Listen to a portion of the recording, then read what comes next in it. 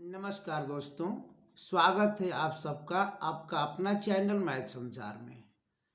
तो आइए आज देखते हैं प्लेटो से संबंधित ये भाग 4 है ना। कल बताया गया था कि राज्य के आदर्श व न्यायशील तभी माना जाएगा जब राज्य के तीनों वर्ग, शासक वर्ग, सैनिक वर्ग और उत्पादक वर्ग अपने अपने निर्धारित कार्यों को करते हुए एक दूसरे से सामंजस्य बनाए रखें। वह शेष दोनों वर्ग कौन? सैनिक वर्ग और उत्पादक वर्ग, है ना। कह रहा है कि शेष दोनों वर्गों का संचालन शासक वर्ग द्वारा हो, है ना। फिर इसके आगे ये प्लेटो कहते हैं कि प्रत्येक व्यक्ति में एक विशेष लक्षण होता है, उसी के अनुसार उसे कार्य मिलना चाहिए, है ना। वो कौन सा लक्षण है हम देखते हैं। जैसे लक्षण ज्ञान की प्रधानता हो, उसमें यदि ज्ञान की प्रधानता हो तो सद्गुण विकसित होगा, कौन सा? विवेक। और किस वर्ग में आएगा? वो शासक वर्ग में आएगा। अच्छा, जिसमें मनोवेग की प्रधानता हो उसमें सद्गुण विकसित होगा साहस का, और वह सैनिक वर्ग में आएगा। तीसरा है कि क्षुधा, जिसमें क्षुधा की भावना हो, वासना की तीव्रता हो, चाहने की तीव्रता अधिक हो, तो उसमें सद्गुण विकसित होता है संयम की, और वो उत्पादक वर्ग होता है। ठीक है। फिर आगे प्लेटो जी कहते हैं कि प्लेटो का न्याय कार्य, ये कहा गया है कि प्लेटो का न्याय कार्य विशेषीकरण पर आधारित है। प्लेटो का न्याय कार्य विशेषीकरण पर आधारित है। ठीक है। प्लेटो के न्याय को न्याय का सामंजस्य सिद्धांत भी कहा जाता है। प्लेटो अपने न्याय में अनेकता में एकता को स्थापित करते हैं। प्लेटो का न्याय सिद्धांत भारत में वर्ग व्यवस्था के अनुकूल है, जहां स्वधर्म इक्वल टू स्वकार्य। ठीक है। कुछ आलोचक हैं प्लेटो का, वो बताते हैं और कहते हैं, जैसे अर्नेस्ट वर्कर जी हैं।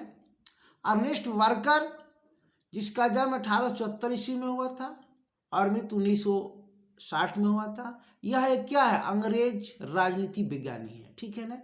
ये कहते हैं कि प्लेटो का न्याय वास्तव में न्याय नहीं, बल्कि मनुष्यों को अपने कर्तव्यों तक सीमित रखना मात्र है।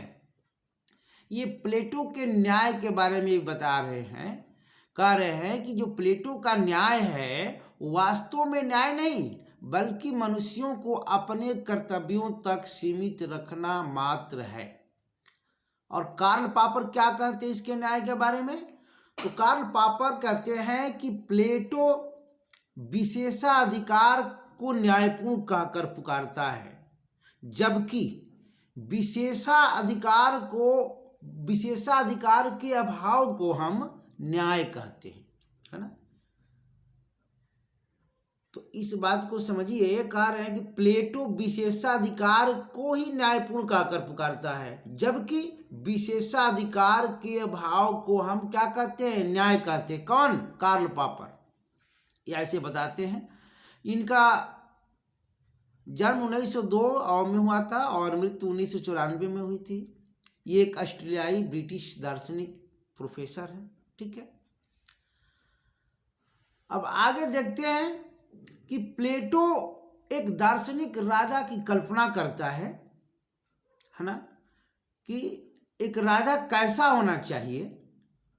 तो देखिए प्लेटो का दार्शनिक राजा कैसा होना चाहिए। तो प्लेटो बताते हैं कि न्याय के राज्य की स्थापना करने वाला हो। दार्शनिक राजा कैसा होना चाहिए? तो न्याय के राज्य की स्थापना करने वाला। ठीक है। प्लेटो कानून के राज्य से घृणा करते हैं। क्यों करते हैं घृणा? क्योंकि प्लेटो कानून के राज्य से घृणा इसलिए करते हैं कि यही कानून के राज्य ने उनके गुरु सुकरात को विषपान कराया था। ठीक है। तो इसीलिए ये कानून के राज्य से घृणा करते हैं। ठीक है ना। इसलिए कैसा राजा चाहते हैं? तो ये चाहते हैं प्लेटो कि दार्शनिक राजा कैसा होना चाहिए? तो निर्लिप्त बुद्धि का होना चाहिए और विवेक से शासन करे, मोह माया से परे होना चाहिए। जब तक दार्शनिक राजा नहीं बन जाते, ये कहते हैं प्लेटो कि जब तक दार्शनिक राजा नहीं बन जाते, राजा और राजकुमारों में दर्शन की भावना नहीं आ जाती, तब तक, है ना, तब तक नगर राज बुराइयों से मुक्त नहीं होगा। ये इनका मानना है प्लेटो का कि जब तक दार्शनिक राजा नहीं बन जाते, राजा और राजकुमारों में दर्शन की भावना नहीं आ जाती, तब तक नगर राज बुराइयों से मुक्त नहीं होगा। है ना। ऐसा ही प्लेटो का मानना है। ठीक है ना।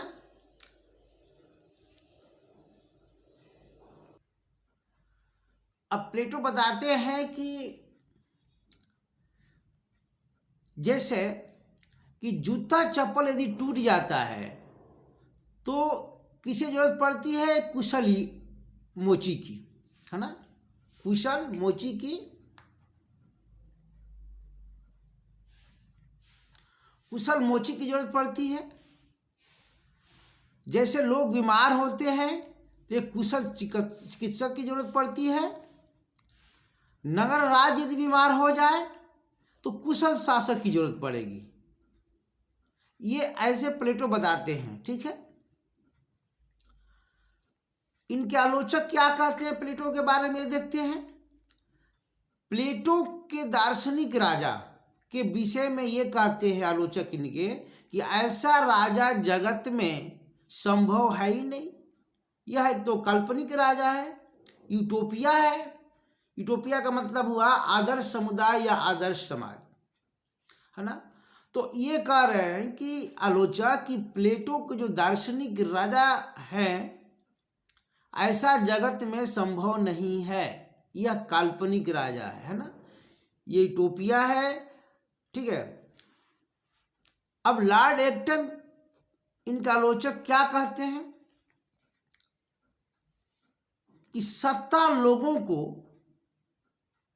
भ्रष्ट बनाती है और पूर्ण सत्ता पूर्ण रूप से भ्रष्ट करती है ना। कार्ल पॉपर क्या कहते हैं कि प्लेटो स्वयं दार्शनिक है और रिपब्लिक दार्शनिक बन जाने की दावा। जो भी स्टेटमेंट है इसको ध्यान से देखना है और समझना है और इसको याद कर लेना है कि ऐसे स्टेटमेंट परीक्षाओं में पूछे जाते हैं।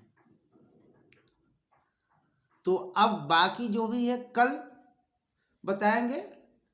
तो दोस्तों बहुत बहुत धन्यवाद देखने के लिए वीडियो। Okay, thank you.